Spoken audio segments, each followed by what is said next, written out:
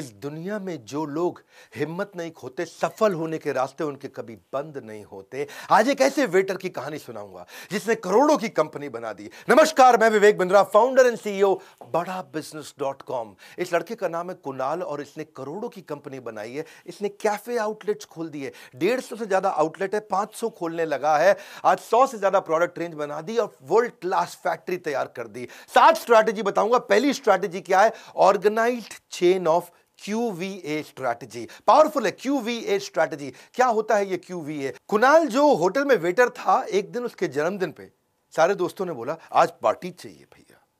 अब पार्टी में उसने अपने 10 दोस्तों को बुला तो लिया, लेकिन सबकी डिमांड अलग थी। किसी को कॉफी पीनी है, कहा कैफे कॉफी डे में। किसी को मैकडॉनल्ड का बर्गर खाना है, बढ़िया फ्रेंच फ्राइज खाने हैं। किसी को पिज्जा हट का पिज्जा खाना है। कोई बोला बास्किन रॉबिन की आइसक्रीम खिला दे। वैरायटी डिमांड, लेकिन लिमिटेड बजट। इतने कम बजट के अंदर काम करना है। इसका मतलब क्या हुआ? अब उसको 3 गुना ज्यादा पैसा खर्च करना पड़ता अगर वो सबको अलग अलग जगह लेके जाता, और टाइम का चक्कर था। तो कुणाल ने सोचा कि भाई इसका मतलब सारे स्कूल कॉलेज के बच्चों को दिक्कत आती होगी, अलग अलग जगह खाने की इच्छा है भाई, इतने अगर ग्रुप में जाए तो उसने सोचा कि यार अगर मैं ढूंढ भी लूं कोई, तो अनऑर्गेनाइज सेक्टर में रामू का कैफे, शामू का कैफे, टिंकू बिल्लू, चंपक का कैफे, ये छोटा मोटा तो मिल जाएगा, लेकिन कोई ऑर्गेनाइज रिटेल चेन नहीं है। और QVA का मतलब क्या है? जहां क्वालिटी कंसिस्टेंट हो, क्योंकि छोटे मोटे कैफे में क्वालिटी कंसिस्टेंट नहीं होगी, वैरायटी सारी नहीं मिलेगी, और ए मतलब अफोर्डेबल नहीं होगा। तो इसने मॉडल समझा कि मैं एक ऑर्गेनाइज्ड चेन बना सकता हूं आगे चल के, जिसमें क्वालिटी एक जैसी हो, जिसमें वैरायटी सारी मिल जाए। भाई मेरे को मैकडॉनल्ड ना जाना पड़े, पिज्जा हट ना जाना पड़े, बास्किन रॉबिन सब कुछ एक छत के अंदर मिल जाए, अम्ब्रेला बोलते हैं इसको। कुछ ना आए हाथ, समझ लेना डुबकी अभी अधूरी है। पानी में जाता है ना, कुछ ना आए हाथ, समझ लेना डुबकी अभी अधूरी है।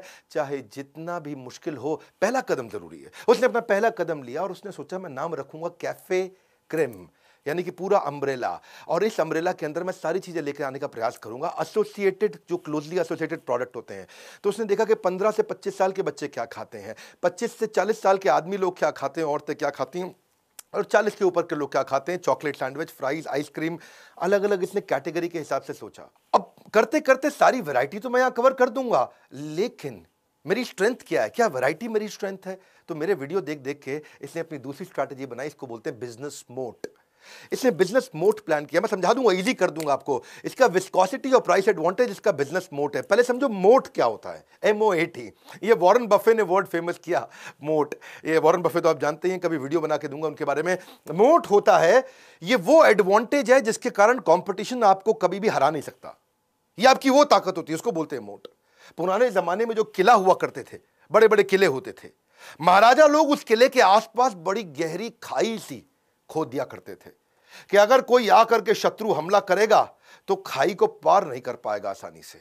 इसको बोलते हैं मोट, यानी कि आपका शत्रु, यानी कि आपका कंपटीशन आपको कभी हरा ना पाए, बिजनेस मोट। इसने सोचा कि मैं कॉम्पिटिटिव एडवांटेज जो बिजनेस मोट बनाऊंगा, उसने उसको विस्कोसिटी को बना दिया। विस्कोसिटी समझो क्या होता है? विस्कोसिटी होता है मतलब जो कॉफी होती है ना, उस कॉफी को गाढ़ा इतना बना दिया, इतना थिक कॉफी बना दिया कि वो उस प्राइस के अंदर कोई और इतनी थिक कॉफी बना ही नहीं सकता। देखो जनरली क्या होता है, जब आप कॉफी पीने जाते हो तो रेगुलर मिल्क ले लो, रेगुलर कॉफी पाउडर ले लो, रेगुलर शुगर ले लो, मिला दो, कॉफी बन जाती है 50 रुपए की। उसमें बर्फ मिला दो तो कोल्ड कॉफी बन जाती है। लेकिन उसमें रेशियो किसी को मालूम नहीं भाई कितना डालना है, इसमें बर्फ कितनी डालनी, कॉफी कितनी डालनी, चीनी कितनी डालनी, दूध कितना डालना, पानी कितना डालना, रेशियो मालूम नहीं लोगों को। तो उससे रिस्क रहता है किसका? टेस्ट का और हेल्थ का। टेस्ट मतलब अब पता नहीं आपने कॉफी कितनी डाली तो स्वाद हर बार एक जैसा आएगा नहीं, और अगर बर्फ ज्यादा डाल दी तो गला खराब है, हेल्थ का भी रिस्क हो गया। फॉर्मूला समझो, फॉर्मूला क्या है? नो गारंटी ऑफ प्रोसेस मतलब नो गारंटी ऑफ क्वालिटी। अगर प्रोसेस की गारंटी नहीं है, कॉफी कैसे बनेगी? तो क्वालिटी की गारंटी नहीं है, कॉफी कैसे बनेगी? मेरी बात समझ रहे हैं? यानी कि टेस्ट की गारंटी नहीं है, कभी कॉफी कम डाल दी, ज्यादा डाल दी, दूध कम डाल दिया, ज्यादा डाल दिया, कभी फुल क्रीम डाल दिया, कभी टोन डाल दिया। प्रोसेस की गारंटी नहीं तो क्वालिटी की गारंटी नहीं। अब इसने कहा कि मैं इसको ठीक करता हूं। तो कुणाल अपनी नौकरी में अर्निंग और लर्निंग दोनों कर रहा था। उसने क्या किया? उसने वहां पे अपने होटल के अंदर रेसिपी को सीखा जिससे टेस्ट मिलता है, और प्रेजेंटेशन स्किल को सीखा जिससे सेल्स मिलता है। रेसिपी से टेस्ट और प्रेजेंटेशन से सेल्स, दोनों चीजें उसने होटल में सीख ली। अब इसने सोचा मैं कैफे क्रेम चालू करता हूं, और इस कैफे क्रेम के लिए इसने कॉम्पिटिटिव एडवांटेज मेरे वीडियोस देख देख करके बड़ा अच्छा बिल्ड किया। आज देखो 150 आउटलेट खोला, दम है ना आदमी में, कि इसने कुका कैफे अपनी लॉन्च कर दी। जो उनकी थी कुक्का कॉफ़ी, उसकी खास बात क्या है, वो बिल्कुल थिक है और उसमें ज़ीरो प्रोसेसिंग कर दिया आउटलेट के अंदर। तुझको कुछ नहीं करना भाई, जो आउटलेट पे बना रहा है उसको कुछ नहीं करना, काटो घोलो और पिला दो क्या, काटो घोलो और पिला दो, यानी कि बस पहले से ही सब कुछ रेडीमेड आएगा, उसको काटो घोलो और पिला दो। इसमें आपको यूज प्रोसेस्ड मिल्क पहले ही डाल दिया इन्होंने, मतलब क्या, प्रोसेस्ड मिल्क पहले ही डाल दिया कॉफ़ी बनाने के लिए, पानी अब ऐड करना नहीं है, और ये मेल्टेड आइसक्रीम से भी ज़्यादा थिक कर दी। मुद्दा यह है कि गाढ़ेपन से क्या है, देखो जितना गाढ़ापन कॉफी में आता है उतनी देर तक जीभ पे स्वाद रुकता है। Higher viscosity, longer the taste, जितना गाढ़ापन होगा उतना जीभ पे स्वाद रुकेगा। तो इसीलिए कुक्का इनका फेमस हो गया। कुक्का इनकी कॉम्पिटिटिव एडवांटेज, जो विस्कोसिटी है ना, कुक्का की गाढ़ापन है, वो उनकी स्ट्रेंथ बन गई। इसीलिए अब कस्टमर आता है कुक्का कुक्का करता है जी, क्या करता है, कुक्का कुक्का इतना फेमस हो गया, ओए चल कुक्का पी के आते हैं, ओए कुक्का पी के आते हैं। अब कुक्का दिमाग में घुस गया लोगों के, बस एक आइटम के लिए कस्टमर आता है, बाकी भी खरीद के जाता है। मेरी बात समझ लेना, ये होता है कॉम्पिटिटिव एडवांटेज। एक चीज आपके पास ऐसी होनी चाहिए जो किसी के पास ना हो। मेन मुद्दा पता है क्या है कि ना कोक का फॉर्मूला किसी को मालूम है, ना कुक्का का फॉर्मूला किसी को मालूम है। कोक कैसे बनती है वो भी नहीं मालूम, और इसने अपना कुक्का कॉफी बना दी, उसका फॉर्मूला भी किसी को नहीं मालूम। देखो, अगर आपको भी है ना बिजनेस करने का सुरूर, तो आप भी आइए हमारे साथ, आईबीसी बनिए जरूर। अगर आपको भी अगर ऐसे स्टार्टअप बिल्ड करने हैं जैसे इसने किया कुणाल ने, तो आप भी बोर्ड लाइन नंबर पे फ़ोन करके ज्वाइन करिए, हमारे को पता करिए कि मैं अपने स्टार्टअप शुरू करना चाहता हूँ। स्टार्टअप शुरू करने से पहले या तो एवरीथिंग अबाउट एंटरप्रेन्योरशिप खरीद लीजिए, बिजनेस कर रहे हैं तो भी खरीद लीजिए। लेकिन अगर आप आईबीसी ले लेंगे तो आईबीसी में हमारे यहाँ से बहुत ट्रेनिंग मिलती है, बहुत ट्रेनिंग मिलती है। मैं ये सुझाव दूंगा, देश में किसी को भी स्टार्टअप करना हो, एक बार आईबीसी जरूर बन जाइए, 1 साल हमसे खूब ट्रेनिंग ले लीजिए, सेल्स भी सीखिए, बिजनेस के सारे मॉडल सीखिए। अब कुक्का में इनकी 2 एडवांटेज हो गई। एक, इन्होंने रॉ मटेरियल सस्ते में बना दिया क्योंकि इनको अफोर्डेबिलिटी चाहिए थी, और दूसरा थिक कॉफी बना दिया, क्योंकि देखो बाकी जगह अगर आप कॉफी पीते हो स्टारबक्स में, कैफे कॉफी डे में, वहां 150-200 रुपए की मिलती है, इनकी कुक्का 40 रुपए की हो गई, यानी कि साधारण कॉफी के रेट पे इन्होंने कर दिया। तीसरी स्ट्रैटेजी क्या है, ये फ्रेंचाइज पे जाने वाले थे अब, तो वहां पे देखा कि इंक्रीमेंटल एक्सपेंडिचर से एक्सपोनेंशियल रेवेन्यू कैसे लेकर के आऊं, ये इनकी तीसरी स्ट्रैटेजी। अब सोचा बिजनेस को मुझको स्केल करना है तो मैं केपेक्स नहीं लगाऊं, मैंने डॉक्टर विवेक बिंद्रा से सीखा है, मैं फ्रेंचाइज के थ्रू जाऊं। तो इनका प्रोडक्ट तैयार हो गया कुक्का, इनके सारे बाकी सैंडविच सब इन्होंने तैयार कर लिए, प्राइस तैयार हो गया, पोजीशनिंग तैयार हो गया, दिक्कत थी प्लेस की।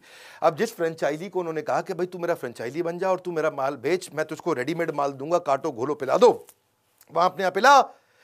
लेकिन वो जो फ्रेंचाइजी था वो कई बार गलत लोकेशन पे खोल देता था, उससे उसको कम रेवेन्यू और फ्रेंचाइजी अपसेट, क्योंकि अगर उसका फुटफॉल कम है, अगर आपने खराब लोकेशन ले लिया, फुटफॉल मतलब लोग चल के आते हैं ना, फुटफॉल कितने फुट पहुंचेंगे आपके यहाँ, अगर लोकेशन खराब है तो फुटफॉल कम होगी तो आरओआई कम होगा, lower footfall lower ROI directly proportionate है।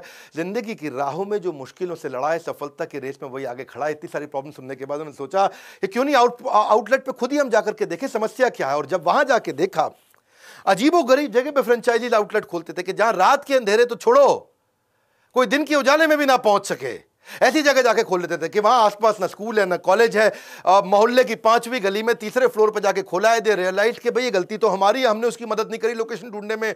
तो उन्होंने बनाया manual of location and specification, एक अच्छा बढ़िया मैनुअल तैयार किया।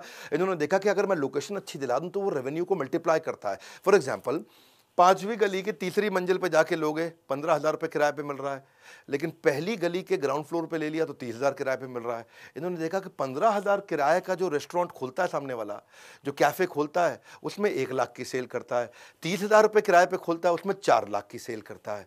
तो देखा क्या, खर्चा हुआ डबल, 15,000 से 30,000, और रेवेन्यू हो गया 4 टाइम्स, 1 लाख से 4 लाख, यानी कि खर्चा 2 गुना पर रेवेन्यू 4 गुना। मेरी बात यहां भी समझना, खर्चा बहुत बड़ा भी नहीं है वॉल्यूम में। 15,000 रुपया फालतू खर्च करके 3 लाख रुपया उसको फालतू मिल रहा है, यानी कि 2,85,000 रुपये का सीधा सीधा फायदा हो रहा है। इन्होंने लोकेशन पे ध्यान देना शुरू किया कि भाई डिस्टेंस मेन रोड से कितना है, पार्किंग स्पेस है कि नहीं है, आजू बाजू स्कूल कॉलेज है कि नहीं है, नेबरहुड की कम्युनिटी कैसी है, लोग कैसे रहते हैं वहाँ पे। तो स्कोर बोर्ड बना दिया कि भाई जैसे जैसी लोकेशन लोगे उस पर मैं स्कोरिंग करूँगा। अगर लोकेशन अच्छी है तो भाई ग्राउंड फ्लोर है कि नहीं है, वाटर सप्लाई है नहीं है, रेंट कितना है, डिपॉजिट कितना देना है, करंट आउटलेट से कितना दूर है, पार्किंग स्पेस है कि नहीं है, सीटिंग स्पेस और फ्रंट कितना बड़ा है, फुटफॉल कितने, लोग कितने आते हैं वहाँ पे। और फिर लोकेशन के बाद इन्होंने उसको अलग अलग सपोर्ट दे दिया, आर्किटेक्ट, एक्सटीरियर कैसा लगेगा, फ्रेम्स कैसे होंगे, मेन्यू बोर्ड कैसा होगा, वॉलपेपर कैसा होगा।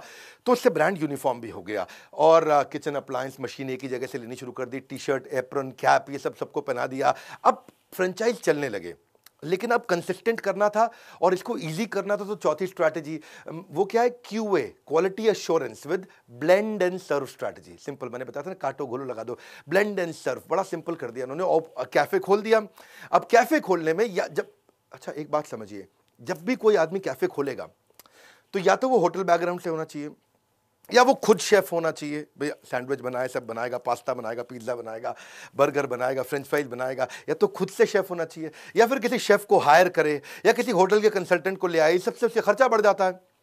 तो उन्होंने सोचा कि मैं कुछ ऐसा कर दूं कि ब्लेंड एंड सर्व हो जाए, मतलब 2 मिनट में खाना खिला दें, 5 मिनट में बढ़िया सा कॉफी वॉफी बना के पिला दें सब उसको। तो हर चीज को उन्होंने ब्लेंड एंड सर्व पे डाल दिया कि इजी कर दे, वहां पे फ्रेंचाइजी को कुछ ना करना पड़े, फ्रेंचाइजी इसमें कुछ मिलावट भी ना कर सके। तो उन्होंने पूरा रॉ मटेरियल अपनी तरफ से बना के दे दिया, जिसकी रेसिपी पहले से फिक्स्ड हो गई। अब फ्रेंचाइजी अपने आप से तो कुछ बना नहीं सकता, कुछ गलती करेगा, या गलती करने से पहले कम से कम 100 बार सोचेगा, क्योंकि भैया एक जैसा रॉ मटेरियल आ रहा है, एक जैसा टेस्ट आएगा। इसके लिए वो लोगों ने ऑडिट भी करना शुरू किया कि फ्रेंचाइजी कुछ अपनी तरफ से ना मिला है, उनको रॉ मटेरियल हम ही देंगे, वो हाइजीनिक रहेगा। कस्टमर सर्विस को आके चेक करने लगे, फिक्स्ड रेसिपी को चेक करने लगे। अब क्योंकि सारी चीज़ें ये पहले से ही फिक्स बना के दे रहे थे, अब आपको मास्टर शेफ नहीं चाहिए, ट्रेनी शेफ से काम चल जाता है। मास्टर शेफ 1,20,000 रुपये महीना ले लेगा और ट्रेनी शेफ खाली 12,000 रुपये महीने में काम कर देगा आकर के, तो आपका पैसा बच गया, क्योंकि काटो घोलो और पिला दो, काटो घोलो और खिला दो, बड़ा सिंपल हो गया ये। इसके लिए अब में रिपीटेबिलिटी आ गई, वरना अगर होता क्या है, अगर स्टाफ चेंज हो गया तो टेस्ट चेंज हो जाता है। भैया आपके यहाँ जो छोटू बनाता है खाना, वो अगर छोटू बदल के उसकी जगह रामू आ गया, शामू आ गया, तो टेस्ट बदल गया जी, कॉफ़ी अलग पिलाएगा, सैंडविच अलग खिलाएगा। अब यहाँ पे वो सिस्टम है ही नहीं, यूनिफॉर्मिटी आ गई, स्टैंडर्डाइजेशन हो गया है। आज तक 10 लाख कुक्का के ग्लास उन्होंने बना के पिला दिए लोगों को। तो रॉ मटेरियल भी कंट्रोल हो गया और डिस्पैच के टाइम पे इनकी फैक्ट्री से वो भी कंट्रोल हो गया, काटो घोलो पिला दो का पूरा सिस्टम ही कंट्रोल हो गया। बड़ी बात नहीं है, होटल का वेटर भी आज बिजनेस कर सकता है, अगर बेसिक चीजें आप मेरी कम से कम फ्री वीडियो से सीखो। अगर बहुत सीरियस हो बिजनेस के लिए तो हमारा कोर्स खरीदो। 5वीं स्ट्रैटेजी B2B सपोर्ट उन्होंने किया। B2B सपोर्ट मतलब मेरा बिजनेस है, मेरा नाम है कैफे क्रेम, मैं अपने फ्रेंचाइजीज को ऐसा सपोर्ट दे दूं कि दिक्कत ही ना आए। फ्रेंचाइजी को सपोर्ट क्या दूं, जब उनको रॉ मटेरियल चाहिए, क्योंकि वो वहां कुछ नहीं करेंगे, सब कुछ मैं ऐसा रॉ मटेरियल दूंगा कि वहां बस 5 मिनट में फटाफट खिला पिला देंगे। ऐसे इन्होंने कैफे क्रेम बनाया। तो उसके लिए लॉजिस्टिक्स बड़ा इंपॉर्टेंट था, पर लॉजिस्टिक्स में दिक्कत आती थी। लॉजिस्टिक्स इनका खुद का नहीं था, थर्ड पार्टी हुआ करता था, तो उन्होंने खुद की ही गाड़ियां लगा दी। क्योंकि थर्ड पार्टी में क्या है, अगर 80% माल टाइम से पहुंचा, 20% नहीं पहुंचा तो भी दिक्कत थी, या माल खराब होकर पहुंचा तो भी दिक्कत थी। तो उन्होंने सारी अपनी गाड़ियां लगा दी, इन्वेस्टमेंट किया उसमें, सेल्फ ओन्ड पहले कवर्ड व्हीकल बनाई और बाद में उसको रीफर वैन भी कर दिया। रीफर वैन वो होती है जिसमें -20 डिग्री टेम्परेचर में आइसक्रीम का आइटम पहुंचे, कॉफी का आइटम पहुंचे -20 डिग्री टेम्परेचर में, रीफर वैन लगा दिया। अब उससे उसकी शेल्फ लाइफ बढ़ गई, प्रोडक्ट की टाइमली पहुंचने लग गया। इसको बोलते हैं B2B support, business to business support. अब देखो शेल्फ लाइफ अगर आइटम की बढ़ गई, बाकी आइटम कोई कॉफी की है वो हफ्ते भर में 9 दिन में खराब हो जाएगी, 9 महीने तक चलती रहेगी। रॉ मटेरियल टाइम से पहुंचा, इससे वेस्टेज कम हो गई और थर्ड पार्टी पे कोई डिपेंडेंसी नहीं है, इन्होंने खुद ही करना शुरू कर दिया और मटेरियल की शेल्फ लाइफ तो अपने आप कंट्रोल में आ ही गई। फिर B2B सपोर्ट में टेक्नोलॉजी देनी पड़ती है थोड़ी, जैसे क्या है, जो बेचारा वहां पे इनके यहाँ जो आउटलेट होता है, उस आउटलेट में जो खाना खिलाएगा, समझो बहुत बढ़िया लर्निंग्स है, मेरे हर वीडियो में पावरफुल लर्निंग है। वहाँ जो खाना खिलाता है, जो बना के देता है, वहाँ उसका रॉ मटेरियल खत्म है तो बेचारा वो लड़का बताना भूल जाता है बॉस को कि सर मेरा रॉ मटेरियल खत्म हो रहा है पीछे से, और बताना भूल जाता है तो अगला लड़का आता है, वो आकर के बताता है बॉस को, ओह भाई साहब, ओ यार तो कॉफी का माल ही नहीं पड़ा, अब क्या करूं मैं, है जी। और वो कस्टमर खड़ा है, भाई कॉफी पिलाओ कॉफी पिलाओ, और कॉफी पिला नहीं पा रहे हैं। तो बेचारा फ्रेंचाइजी ओनर जो है ना, वो इग्नोरेंट रहता है, उसको पता नहीं चलता, कस्टमर अब रिटर्न कर जाता है बिना परचेज किए। तो उन्होंने सोचा कुछ ऐसा सिस्टम बनाते हैं कि जैसे जैसे बिल जनरेट होगा, जैसे जैसे बिल जनरेट होगा, रॉ मटेरियल का स्टॉक घटेगा, यानी कि सॉफ्टवेयर पे दिखाई पड़ेगा कि भाई बिल बना, रॉ मटेरियल का स्टॉक सॉफ्टवेयर में कम होता हुआ दिखने लग जाएगा और आपको नोटिफिकेशन आ जाएगा कि भाई ऑर्डर कर लो रॉ मटेरियल।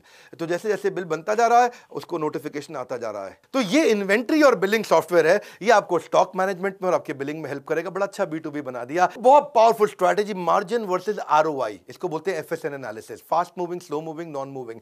अब इनके ना बहुत सारे थे जो इनके फ्रेंचाइज ओनर्स थे, आउटलेट अच्छा हो गया, लॉजिस्टिक्स अच्छा हो गया, सब कुछ ठीक हो गया, मैनेजमेंट भी ठीक हो गया, लेकिन अभी भी फ्रेंचाइजी पैसा नहीं कमा रहा था, वो बिल्कुल अपसेट था क्योंकि उसका रोटेशन नहीं होता था। और इन्होंने सोचा कि भाई अच्छा फ्रेंचाइजी कमा नहीं रहा है, चलो उसका मार्जिन 20 से 30% कर देता हूं।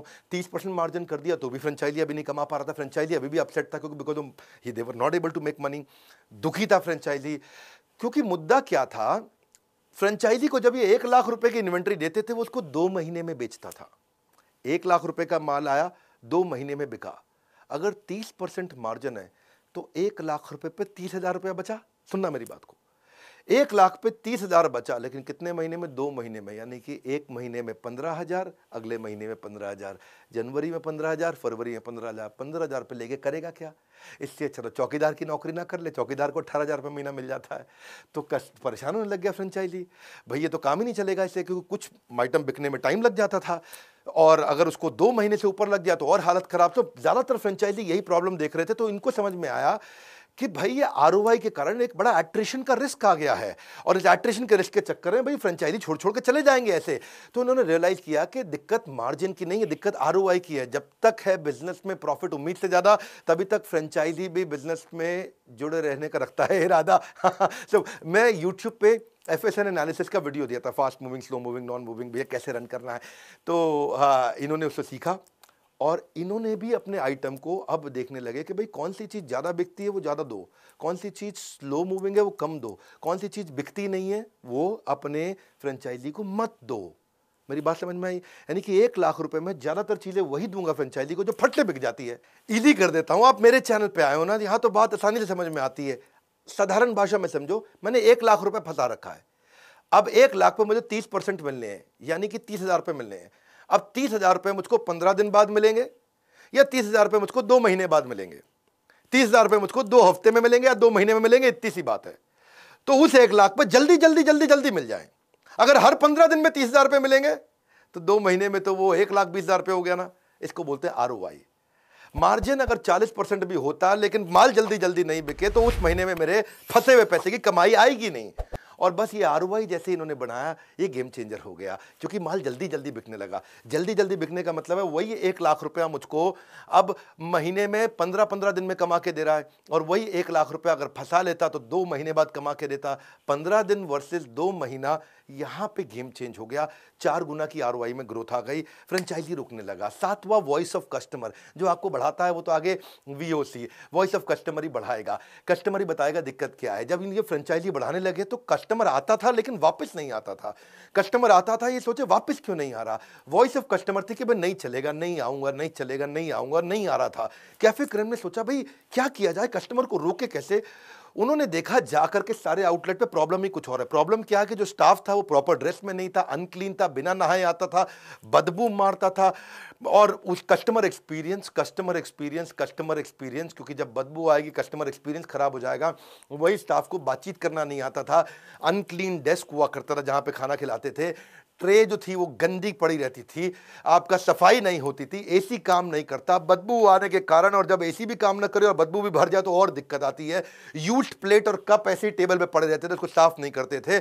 तब इन्होंने कंप्लेंट रिड्रेसल मैनेजमेंट प्रोसेस चालू किया कि भाई कस्टमर मुझको कंप्लेंट कर सके। कैसे करेगा, वहां बड़े बड़े बोर्ड लगा दिए कि भाई हमारे को ईमेल कर दो या फोन पे कंप्लेंट कर दो, और एक स्पेशल टास्क फोर्स बना दी कंप्लेंट मैनेजमेंट सिस्टम के लिए। और कस्टमर उनको वेबसाइट से, ईमेल से, कॉल से कंप्लेंट करता था तो इनकी सर्विस की टीम तुरंत फ्रेंचाइजी को वापस फोन करती थी। अरे गुप्ता जी, आपने हमारी फ्रेंचाइजी ली, आपके यहां से शिकायत आ रही है कि आपके लड़के के यहां बदबू आती है, वो साफ सुथरा नहीं रहता। तो गुप्ता जी घबरा गए और अब इसको ठीक करना पड़ेगा। इससे क्या किया, इन्होंने देखा कि कहीं पे स्टाफ ठीक से बात नहीं कर रहा, कहीं साफ सफाई नहीं है। उन प्रॉब्लम से इन्होंने TNA कर लिया, ट्रेनिंग नीड एनालिसिस, कि इनको क्या ट्रेनिंग दे। जैसे ही प्रॉब्लम आएगी, जब भी आएगा क्राइसिस, तुरंत बनाए प्रोसेस। इन्होंने ट्रेनिंग नीड आइडेंटिफिकेशन TNI कर लिया कि इस वाले फ्रेंचाइजी को ये दिक्कत आ रही है, इसकी ऐसे ट्रेनिंग करेंगे, इस फ्रेंचाइजी को ये दिक्कत आ रही है, इसकी ऐसे ट्रेनिंग करेंगे। Training need analysis, training need identification जैसे ही किया तो आपके सबसे असंतुष्ट ग्राहक ही आपको सीखने का सबसे बड़ा सोर्स होते हैं। और हमने भी एवरीथिंग अबाउट एंटरप्रेन्योरशिप में यही किया। जो जो बिजनेस की बड़ी बड़ी प्रॉब्लम है उससे हमने TNA TNI से अपने कोर्स को बनाया। जो जो बिजनेस की प्रॉब्लम है ढूंढ ढूंढ के सारे टॉपिक्स हमने कवर कर दिए। जो भी टॉपिक चाहिए आपको बिजनेस का, हमारे एवरीथिंग अबाउट एंटरप्रेन्योरशिप में हमने डाला। इसके बाहर कोई बिजनेस की प्रॉब्लम नहीं है, इसीलिए इसका नाम है एवरीथिंग अबाउट एंटरप्रेन्योरशिप। बिजनेस करना है या कर रहा है, इससे बढ़िया कोर्स कोई नहीं है, मैं आपको गारंटी दे सकता हूं। बोर्ड लाइन नंबर है, फोन करके पूछिए इसके बारे में, पता लगाइए, हमारे काउंसलर वेट करेंगे आपके कॉल का। इन्होंने किया क्या, एग्जीक्यूशन किया एट फ्रेंचाइजी, रेजोल्यूशन किया एट कंज्यूमर, इससे कंज्यूमर भी खुश हो गया, 48 घंटे में फ्रेंचाइजी को के साथ में एग्जीक्यूशन भी कर दिया। बड़ा सिंपल है, कस्टमर सेटिस्फैक्शन बढ़ा, रीपर्चेज रेट बढ़ा, रेवेन्यू अपने आप बढ़ा, और फ्रेंचाइजी का और इनका ब्रांड ट्रस्ट भी बढ़ा, इससे रिपीट सेल्स आने लगी। और अगर रिपीट कंप्लेन आ रही है सेम फ्रेंचाइजी के पास से, तो उसको वार्निंग दे देते थे, क्योंकि भैया जमाना बदल रहा है, फ्रेंचाइजी तू भी अपने आप को खुद ही बदले, नहीं तो दिक्कत हो जाएगी। अब ये इससे कैफे क्रीम का ग्रोथ बहुत ज़बरदस्त हुआ। यही मैं कहूँगा कि कुणाल की खासियत है कि अपनी लर्निंग पे फोकस करते रहे और इनकी ग्रोथ होती रही। वैसे एक बात है, जो बिजनेस को लेके सीरियस हो उसको ये वीडियो जरूर दिखाइए, शेयर करिए। मैं एक से बढ़कर एक पावरफुल केस स्टडीज बना रहा हूँ। ये तो मेरे ही स्टूडेंट थे कुणाल, जिन्होंने हमसे सीखा, आज एवरीथिंग अबाउट एंटरप्रेन्योरशिप सीख रहे हैं, कंटिन्यूसली अपने बिजनेस को ग्रो कर रहे हैं। एक होटल का वेटर भी कहाँ से कहाँ पहुँच सकता है, फ्री वीडियोज मैं देता ही रहूँगा। किसी बिजनेस पर्सनैलिटी पर चाहते हैं कॉमेंट बॉक्स में बताइए, स्पोर्ट्स पर्सनैलिटी पर चाहते हैं कॉमेंट बॉक्स में बताइए। सोचता हूँ कभी जैन समाज, बनिया समाज, मारवाड़ी समाज, इन पर भी वीडियो बनाऊं। सोचता हूं किसी बढ़िया किसी कंट्री, वो कंट्री कैसे ग्रो कर गया उस पे वीडियो बनाऊं। कमेंट बॉक्स पे आप मेरा साथ देते जाइए, मैं एक से बढ़कर एक पावरफुल वीडियो दूंगा, फ्री में भी वीडियोस। हमारे बराबर के, हमारे से टक्कर कोई नहीं ले सकता है। पड़े हो किस चक्कर में, विनम्रता से कोई नहीं है टक्कर में। लाइक करके खूब उत्साह बढ़ाइए, नए हैं तो सब्सक्राइब करिए। बोर्ड लाइन नंबर पे फोन करके अगर बिजनेस में इंटरेस्टेड है तो जरूर पता लगाइए, काउंसलर आपकी मदद करेगा। हमारे साथ जुड़े रहने के लिए, वर्ल्ड का नंबर 1 एंटरप्रेन्योरियल यूट्यूब चैनल बनाने के लिए हृदय की गहराइयों से प्रेम पूर्वक बहुत बहुत धन्यवाद।